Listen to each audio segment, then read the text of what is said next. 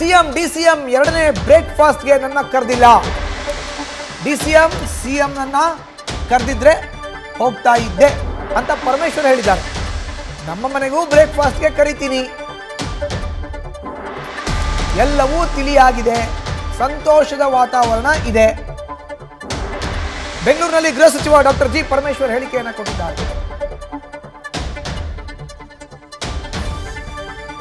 ಅಲ್ಲ, ಈಗ ಸದ್ಯಕ್ಕೆ ಅವರಿಬ್ಬರೇ ತಿಂಡಿ ತಿಂತಾವ್ರೆ. ನಮಗೂ ಕರೆದ್ರೆ ನಾವು ಹೋಗ್ತೀವಿ ತಿಂಡಿ ತಿನ್ನಕ್ಕೆ. ನೀವೇನಾದ್ರೂ ಮತ್ತೆ ಬ್ರೇಕ್ಫಾಸ್ಟ್ ಅರೇಂಜ್ ಮಾಡ್ತೀವಿ? ಇಬ್ಬರಿಗೂ ಸೇರಿ ನೀವೇನಾದ್ರೂ ಅರೇಂಜ್ ಮಾಡ್ತಿದ್ದೀರಿ? ಯೋಚನೆ ಮಾಡೋಣ. ಅದು ಕರೆದು ಎಲ್ಲ ಒಳ್ಳೇದಾಗದಾದ್ರೆ ಅದನ್ನು ಮಾಡೋಣ. ಪಾಸಿಬಿಲಿಟಿ ಇದೆಯಾ ಸರ್? ಯಾಕಾಗಬಾರ್ದು? ನಿಮ್ಮ ಸಲಹೆಯನ್ನು ಭಾಳ ಇದರಿಂದ ನಾನು ಸ್ವೀಕಾರ ಮಾಡ್ತೀನಿ. ಅವರಿಬ್ಬರು ನೀವು ಕರೆಸ್ತೀರಲ್ಲ, ಅದೇ ಅವ್ರು ಹೇಳಿದ್ದು. ಚೆನ್ನಾಗಿರುತ್ತೆ ಸರ್. ಅಲ್ಲ, ಈಗ ಸದ್ಯಕ್ಕೆ ಇದು ಒಟ್ಟಾರೆ ಡಾಕ್ಟರ್ ಜಿ ಪರಮೇಶ್ವರ್ ಅವರ ರಿಯಾಕ್ಷನ್. ಬೆಂಗಳೂರಿನಲ್ಲಿ ಮಾಧ್ಯಮಗಳ ಮುಂದೆ ಅವರು ಮಾತನಾಡಿದ್ರು. ನನ್ನನ್ನು ಕರೆದಿಲ್ಲ, ನಾನು ಕರೆದಿದ್ರೆ ನಾನು ಹೋಗ್ತಾ ಇದ್ದೆ.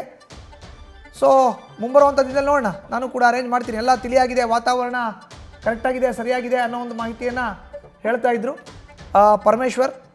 ಮಾಧ್ಯಮದ ಮುಂದೆ ಹೇಳಿಕೆಯನ್ನು ಕೊಟ್ಟಿದ್ದಾರೆ ಡಾಕ್ಟರ್ ಜಿ ಪರಮೇಶ್ವರ್. ಬೆಂಗಳೂರಿನ ಸದಾಶಿವನಗರದಲ್ಲಿ ಇರುವಂಥ ಡಾಕ್ಟರ್ ಜಿ ಪರಮೇಶ್ವರ್ ಅವರ ನಿವಾಸದ ಮುಂದೆ ಮಾಧ್ಯಮಗಳಿಗೆ ಹೇಳಿಕೆಯನ್ನು ಪರಂ ಕೊಟ್ಟಿದ್ದಾರೆ.